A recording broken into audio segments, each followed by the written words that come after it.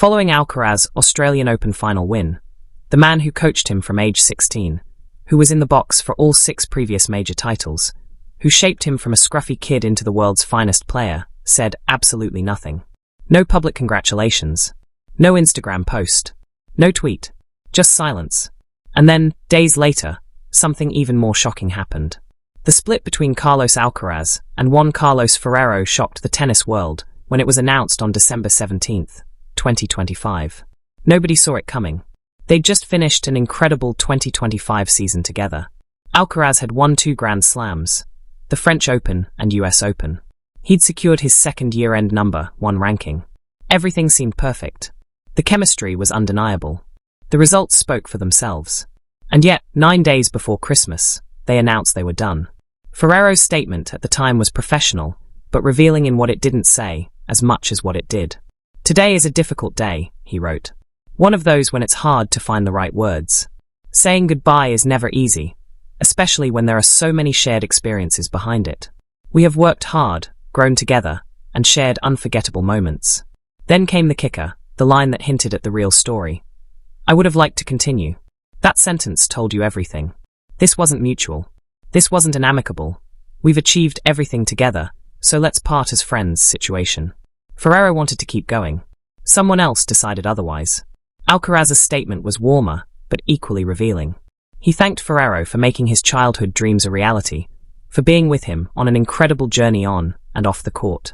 He said they'd reached the top, and if their sporting paths had to separate, it should be from there. But notably, Alcaraz also said, "We have reached the top, and I think that if our sporting paths have to separate, it should be from there, from the place we always worked for and aspired to reach." The use of "have to separate" is interesting. Not want to or chose to. Have to. As if circumstances beyond their control made it inevitable. What actually happened? According to multiple Spanish media reports and sources close to both camps, the split came down to contract negotiations that went badly wrong. Ferrero had annual contracts with Alcaraz throughout their partnership. At the end of November 2025, his contract expired. Standard procedure would be to negotiate a new one for 2026. But according to sources who spoke to Spanish media, Alcaraz's team waited until Saturday, December 14th, to present a new contract to Ferrero. They gave him until Monday, December 16th, to sign it. 2 days. To read a contract, consider its terms, and make a decision that would define the next year of his professional life. Ferrero didn't accept it. He wanted changes. Alcaraz's team, which by all accounts means his father, Carlos Alcaraz Sr., more than Carlos himself, refused to make changes.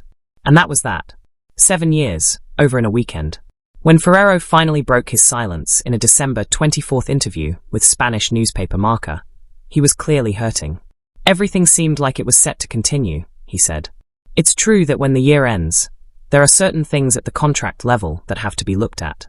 And as in any new contract, looking ahead to next year, there were certain things on which we did not agree." He continued, "As with all contracts, one party pulls in one direction and the other in another. Carlos Camp is thinking about what's best for him, and mine is thinking about what's best for me. There were certain issues on which we did not agree. Perhaps they could have been resolved if we had sat down and talked, but in the end, we did not, and we decided not to continue." Ferrero was adamant about what the split wasn't about. It wasn't money, he insisted, despite rumors in the Spanish press that he'd demanded a dramatically higher salary. The financial issue wasn't one of the problems, he told Marca. He also dismissed speculation about a rivalry between his academy in Villena and the Alcaraz family academy in El Palma. "We've never seen this as a rivalry," he said. "So what was it about?" The real answer seems to be power, control, and whose vision would prevail for Alcaraz's career going forward. According to reports from Fernando Meligeni, a former Brazilian player who knows Ferrero well, the issue came down to commitment and how much the family would be involved. Ferrero's sobriety and professional approach apparently clashed with the Alcaraz family's more hands-on, "we're all in this together" mentality. There were also reports of disagreements about training locations. Ferrero wanted Alcaraz at the academy in Villena, while the family wanted him training in Murcia at their own facility. About the team structure. About who had the final say on decisions. One Spanish journalist put it bluntly. In the end, the issue was quite simple. Who should adapt to whom? The number one to the coach or the coach to the number one? And when you frame it that way, The answer seems obvious. The number one doesn't adapt. The number one gets what he wants, or more accurately, what his family wants. That's the context for what happened when Alcaraz won the Australian Open.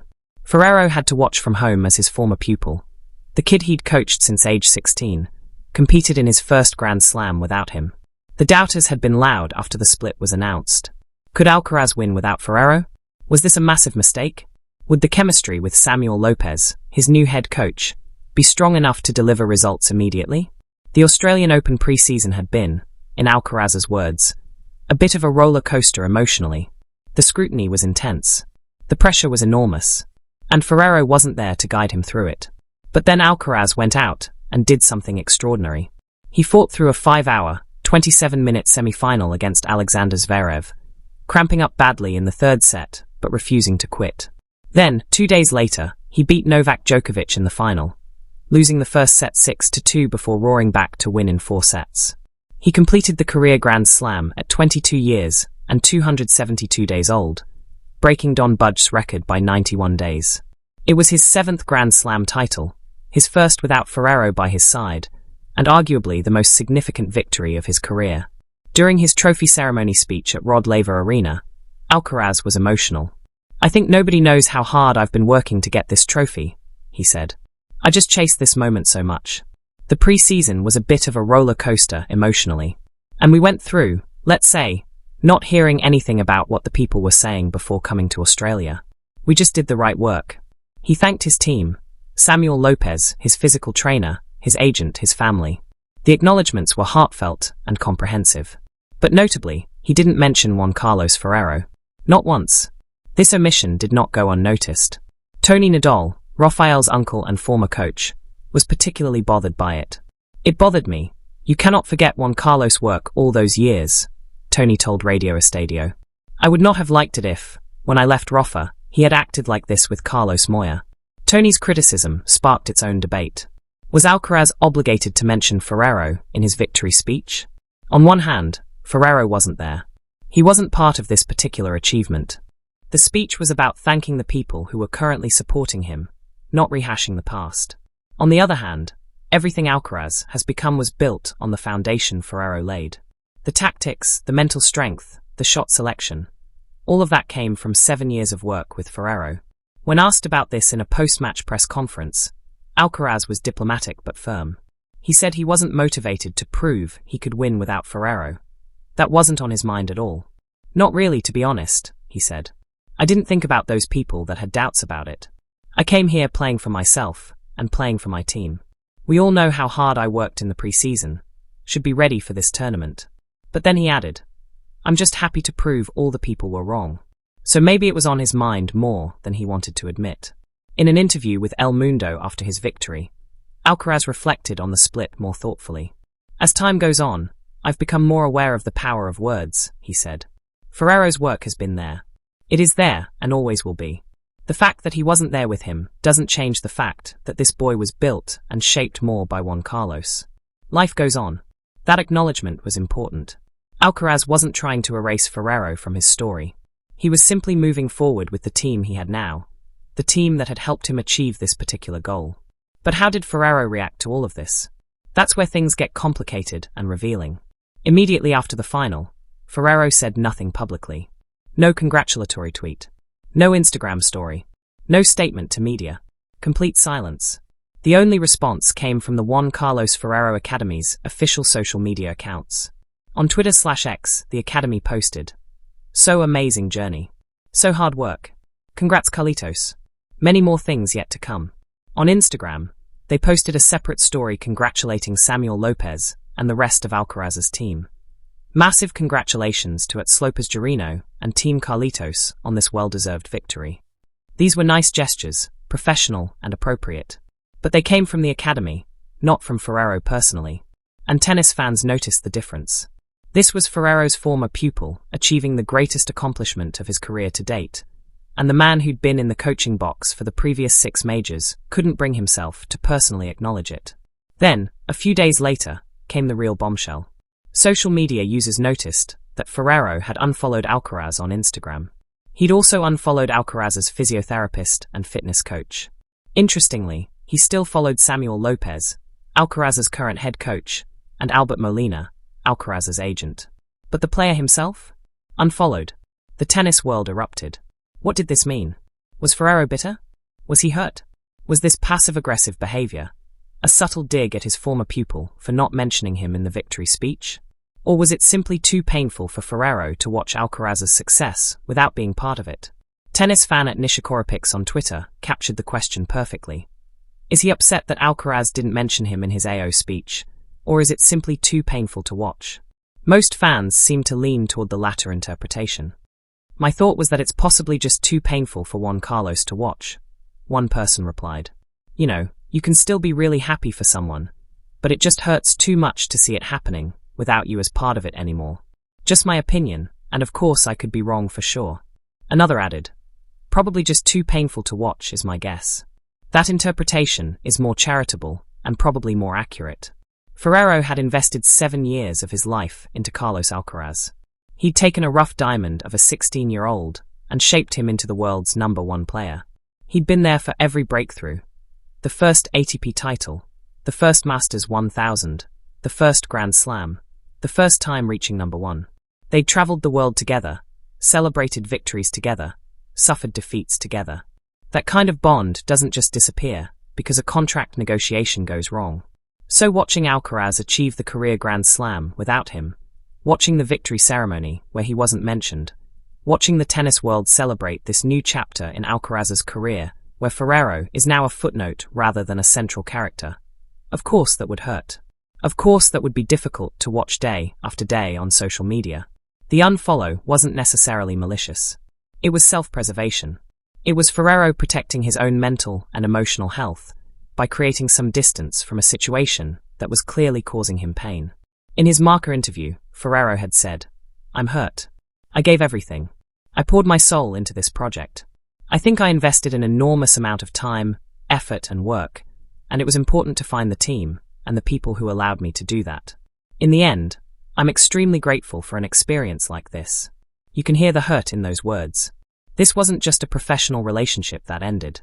This was something deeper. Ferrero had poured his soul into Carlos Alcaraz. And then suddenly it was over. Not because of poor results. They just had one of the best seasons of Alcaraz's career. Not because they didn't work well together. The chemistry had been excellent. But because of contract terms and family dynamics and power struggles that had nothing to do with tennis. Ivan Djokovic, who coached Roger Federer from 2015 to 2022, offered perhaps the most balanced take on the situation. Speaking to Sky Sports Italy after Alcaraz's Australian Open victory, Djokovic said, "Great coaches try to pass on what they know, their experiences, leaving it up to the player. Ferrero's work has been there. It is there and always will be. The fact that he wasn't there with him doesn't change the fact that this boy was built and shaped more by Juan Carlos. Life goes on." He continued. Juan Carlos, among other things, has also taken up another sport. He works in golf, and so they both move forward. I think it was very important for Carlos to win right away, even if there was a small doubt in his mind whether it was a right or wrong decision. Now there's definitely no longer any doubt. That last part is key. If Alcaraz had struggled at the Australian Open, if he'd lost early, if the doubters had been proven right, the pressure would have been immense. The "you never should have left Ferrero" narrative would have dominated the discourse. But by winning immediately, by completing the career Grand Slam in his first tournament with Lopez, Alcaraz silenced all of that. He proved that he could succeed without Ferrero. He validated the decision, or at least the result of the decision. For Ferrero, that has to sting even more. If Alcaraz had struggled, maybe there would have been a reunion. Maybe the family would have realized they'd made a mistake.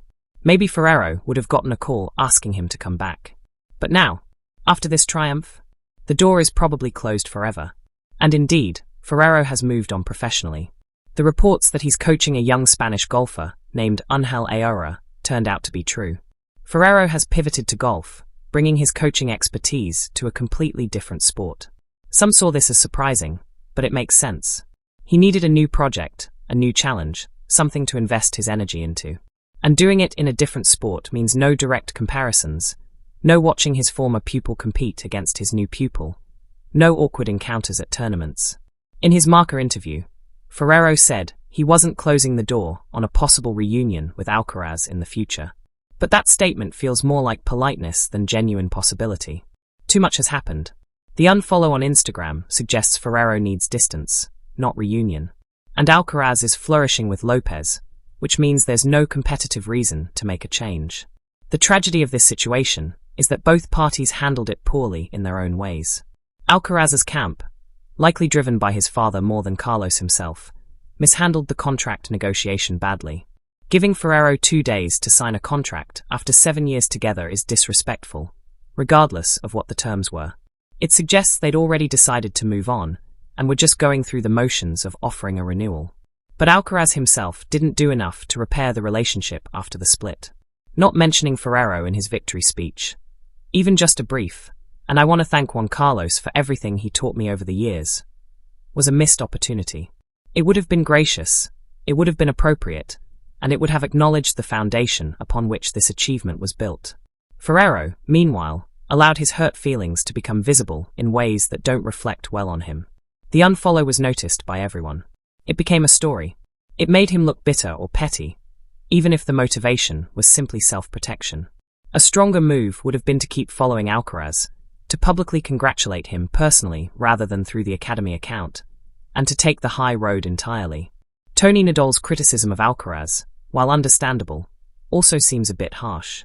When Tony left Rafael's coaching team in 2017, Rafael continued to praise and thank him regularly in public. But that transition was handled differently. Tony chose to step away to spend more time with his family and work with the Rafa Nadal Academy. It was his decision, made on his timeline. The Alcaraz-Ferrero split was messier, more sudden, and clearly left wounds on both sides. What we're witnessing is the aftermath of a relationship that ended badly, trying to figure out how to coexist in the same public space. Alcaraz needs to move forward with his new team, and can't spend every interview discussing his former coach. Ferrero needs to heal and find his own path, which apparently means creating distance from his former pupil. And the tennis world, as always, is watching every move and reading meaning into every gesture. The truth is probably simpler than all the speculation suggests. Two people who cared deeply about each other and achieved incredible things together had to separate because the practical realities of the relationship, contracts, family involvement, control, training locations, became impossible to navigate. Neither party is the villain. Neither party is entirely innocent. It's just a situation that went wrong despite everyone's best intentions. For Ferrero, watching Alcaraz win the Australian Open had to be bittersweet, of succeeding even without him. Hurt that he wasn't acknowledged or thanked for that foundation. All of those emotions simultaneously. The unfollow on Instagram was his way of dealing with those complicated feelings. Not perfect, not ideal, but human. And maybe that's the most important thing to remember in all of this. These aren't characters in a drama or pieces on a chessboard. They're human beings navigating the end of a relationship that meant something profound to both of them. Alcaraz will continue his chase for more Grand Slams. The Australian Open was number 7, and he's only 22. The path to Djokovic's record of 24 is long and uncertain, but it's at least possible. He'll do it with Samuel Lopez by his side now, building a new legacy with a new team. Ferrero will continue his work with young golfer Angel Ayora, bringing his coaching expertise to a new sport and a new challenge. Maybe he'll return to tennis coaching eventually. Maybe not. He's 55 years old. He's accomplished everything there is to accomplish as a coach, and maybe golf represents a fresh start without the baggage. And maybe, years from now, when the hurt has faded and the distance has brought perspective, Alcaraz and Ferrero will reconnect. Maybe there will be a reunion at an exhibition match or a charity event. Maybe they'll share a meal and laugh about the old days. Maybe the complicated ending won't define the entire relationship. But right now, in February 2026, the distance is real. The hurt is real. The silence from Ferrero in the immediate aftermath of Alcaraz's greatest achievement speaks volumes. And the unfollow on Instagram, petty as it might seem, is a clear statement. Ferrero needs space from this chapter of his life, even if it was the most successful and rewarding chapter he's ever had. Carlos Alcaraz won the Australian Open without Juan Carlos Ferrero. That's a fact. He proved he could do it. He completed the career Grand Slam at 22 years old, the youngest in history. The doubters were silenced. The decision was validated. The future is bright. But something was missing from that victory ceremony. Something important. And the fact that Ferrero couldn't bring himself to publicly congratulate his former pupil, the fact that he unfollowed him on social media, the fact that the wound is still so clearly open, all of that tells us that sometimes the cost of success is relationships. Sometimes you can win everything on the court and still lose something irreplaceable off it. That's the real story here. Not just Alcaraz's triumph, but the complicated human drama playing out behind it. The coach who gave everything and had to watch from afar. The player who moved forward, but can't quite escape the shadow of the man who made him. And the messy, painful, very human ending to a partnership that brought joy to millions of tennis fans around the world. 7 years together. 7 Grand Slam titles. And now, 7 days after the greatest achievement of Alcaraz's career, his former coach won't even follow him on Instagram. That's not a story about tennis. That's a story about people, about pride, about hurt, and about how sometimes the things we build together don't survive the moment we try to tear them apart.